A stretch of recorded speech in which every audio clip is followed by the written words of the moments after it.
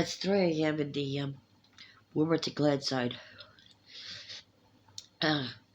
landmass or section area in South Australia, roughly the size of Poland.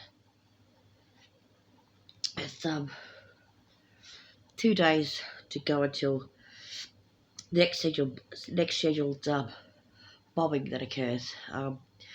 We're used to it here. It's been happening about once a week since the 1960s. You see, what happened is after Great Britain dropped bombs all over South Australia, called the Maralinga event, they decided to section off some of the area.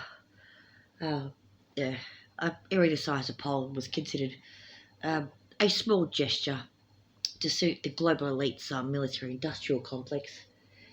Give a little bit of land to the Yanks, or shall we say lease a little bit of land to the Yanks without the permission of anyone who lived there, in an area just south of Alice Springs.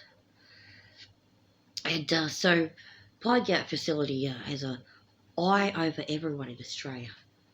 The great golf balls, like the eyes of Providence, spy on every Australian, sending information through the ANZUS Treaty and the AU-UK-US alliance back to the imperial powers, so they know when we eat, shit, piss and breathe. Here in Woomera, the air is acrid, with the stench of uranium deposits being exuded from nuclear cluster bombs tested by Alstom and Halliburton. Australia is a country that's never been at war, you see. It's always been peaceful. Well, except for the first 130 years or so called the Frontier Wars, to which there was approximately 3,000 massacres. And perhaps, except for Australia's participation in any number of imperial engagements. Jump, Britain said, and the Anzacs, then part of the British Imperial Army, said, how high?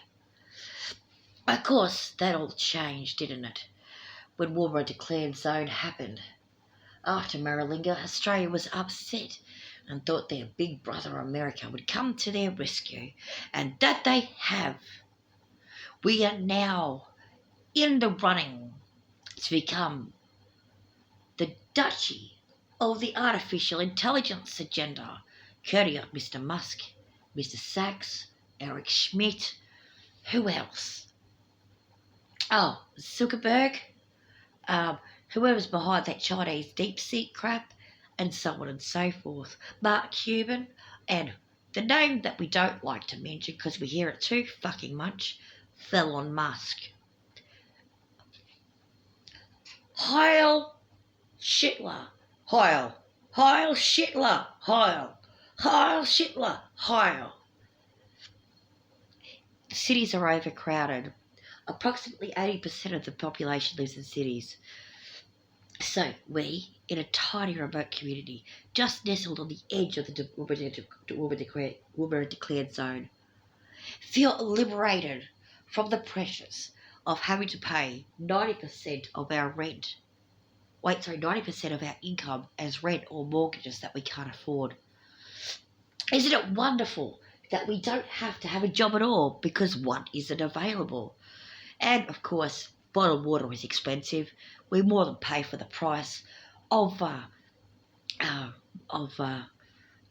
having to live in our cars while working a 70-hour week by having to pay for bottled water instead, because all the water has been contaminated at Woomera thanks to the weapons testing, just like a lot of other remote communities and all the major regional centres surrounded by mining industry. Heil Hitler! Heil Hitler! Heil Hitler! Oh, sorry, you probably didn't see that. It was actually a fake mustache one and forgot the S. Oh, you know how it is. Got a lot of shit in our faces being the unwashed masses.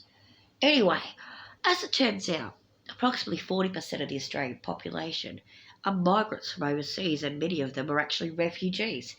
Incidentally, from wars the USA started, and Australia joined in because after Britain stopped saying jump Australia stopped saying how high to them and sent it to the United States and said, Heil Shitler! Heil Shitler! Heil Shitler! We're of the understanding that now Britain and the USA are imploding on their own fascism. We can't honestly say that we'll miss them. Enjoy your downfall. It's been a long time coming. Just make sure you play reparations for Woomera Declared Zone on your way out.